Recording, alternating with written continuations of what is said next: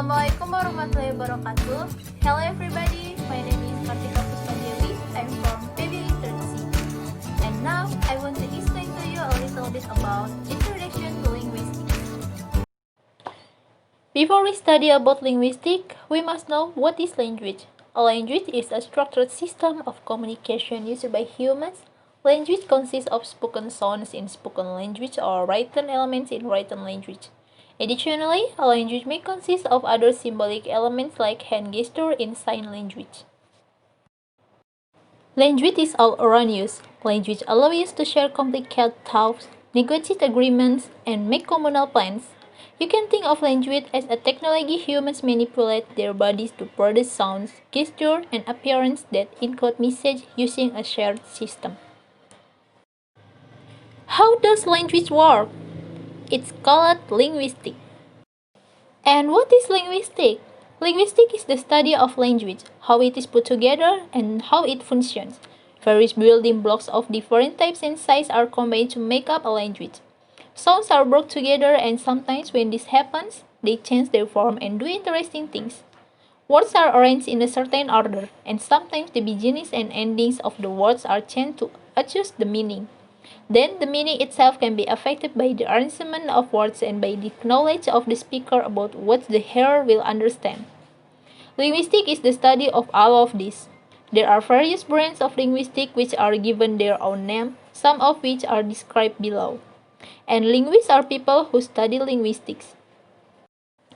Linguistics is the study of language. It's different from saying that it's the study of language. So, with that in mind, it makes people think like, what is linguistics anyway? What does it mean to say that the study of language? The course linguistics is the study of language singular, but that doesn't mean it's the learning to speak a bunch of different languages plural, right?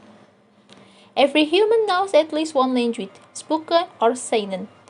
Linguistics is the science of language, including the sounds, words, and grammar rules. Words in language are finite, but sentences are not. It is this creative aspect of human language that sets it apart from animal language, which are essentially response to stimuli. When you know a language, you know words in that language. In other words, sounds units that are related to specific meanings. However, the sounds and meanings of words are arbitrary.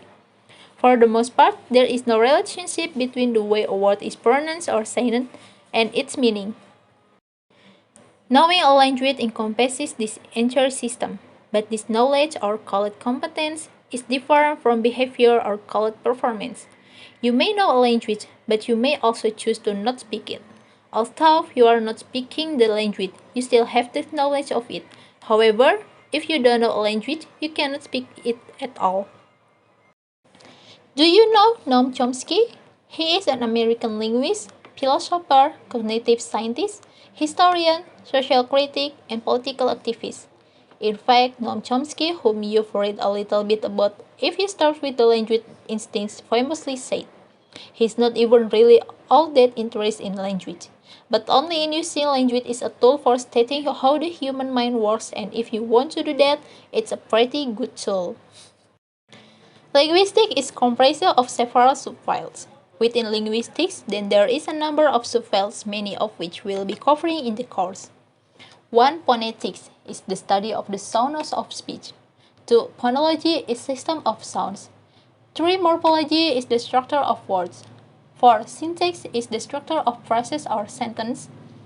5. Semantics is meaning. 6. Historical linguistics is development of language. 7. Social linguistics is how different social groups use language. And 8. Pragmatics is using language to get things done. And I will explain it one by one. Phonetics is the study of the sounds of speech.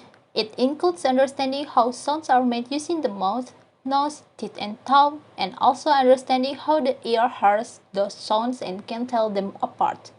A study of phonetics involves practicing producing or sometimes exotic sounds and figuring out which sound you heard. The waveform of each sound can be analyzed with the help of computer programs. In sign language, phonetics refers to the possible shapes, movements, and use of physical space. Phonology makes use of the phonetics in order to see how sounds or signs are arranged in a system for each language. In phonology, it matters whether sounds are constitutive or not. That is, whether substituting one sound for another gives a different or contrastive meaning. For example, in English, R and L are two different sounds, and the words rod and loud differ according to which of these sounds is used. But in some languages, R and L are variations of the same sound. They could never make a meaning difference in words that differ by only that sound. Phonologists describe the contrastive consonants and vowels in a language, and how pronunciation is affected by the position of the sound in the word and the sounds that are nearby. They are also interested in syllables, phrases, rhythm, tone, and intonation. Morphology looks at how individual words are formed from smaller chunks of meaningful units called morphemes. For example, the English word untied is really made up of three parts. One referring to the process of reversing an action on, one indicating the action of twisting string-like things together so they stay, tie, and the last indicating that the action happened in the past, D. Many languages have a much more complex way of putting words together. Morphology interacts in important ways with both phonology, bringing sounds together can cause them to change, and syntax, which needs to pay attention to the form of a word when it combines it with other words. Syntax is the study of how phrases, clauses, and sentences are constructed and combined in particular language. Writing a grammar requires defining the rules that govern the structure of the sentence of the language. Such rules involve both the order of words and the form of words in their various possible positions.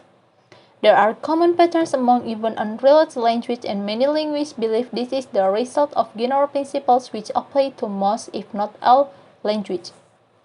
For examples, languages where the direct object generally follows the verb have a lot of things in common, in contrast to the things in common held by language in which the direct object generally precedes the verb. Semantics is the study of meaning. It focuses on the relation between words, phrases, and other bits of language and on how these words and phrases connect to the world.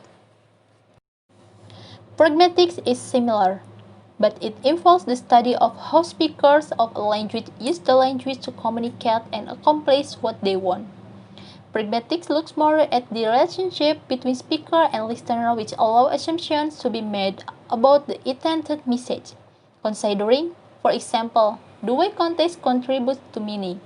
A classic example is where someone is asked, "Do you want some?" Historical linguistics is the study of how language have changed over time. Some changes happen because of slow, maybe incremental, change within the language, such as in pronunciation or in the meaning of a word. Other changes happen because of contact with speakers of other languages. The most well-known example of this is borrowing, but language contact can cause other types of change as well. It can be interesting to compare phonology, syntax, and word lists of similar or geographically close languages to see how similar they are.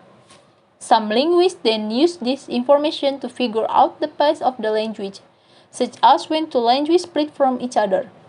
Combined with other known facts about the speakers of the language, it can lead to important discoveries about their history. Sociolinguistics is the study of society and language. Sociolinguists may use surveys to examine in which context a language is used. Example, market, home, school, workplace, and the attitudes to each language, particularly in multilingual contexts. They may look at ways that variation in a particular language correlates with social factors such as speaker age, ethnic identity, location, or etc. Studying linguistics not only teaches you about language, but also improves practical and intellectual skills. First, teamwork skills. Linguistic research involves talking with native speakers of different languages and collaborating with a team to develop experiments. Thus, a linguist gains much experience working with a group of people with diverse language and academic backgrounds. Linguistics is a global science, so the community is a diverse team. Second, critical thinking and analytical skills. Linguistics are engaged in the scientific research process for finding data, analyzing them, and then forming conclusions regarding patterns or regulations. Third, written and oral communication. Linguistic research requires writing papers, giving presentations, and creating projects. Thus, linguistics teaches the skill necessary to communicate eventually using evidence and arguments. 4. Information literacy. Because linguists read large amounts of data, including text, audios, and videos, they are trained to search for essential information among piles of data. Through this process, linguists gain intuition as to where and how to approach information. Logical reasoning. The last. Linguistics involves solving puzzles, whether it is trying to decipher the grammar of a new language or understanding the patterns of sounds. These puzzles require linguists to search for patterns and regulations, which build logical reasoning skills. Thank you for your attention. I hope what I convey is useful for you. See you again. Wassalamualaikum warahmatullahi wabarakatuh.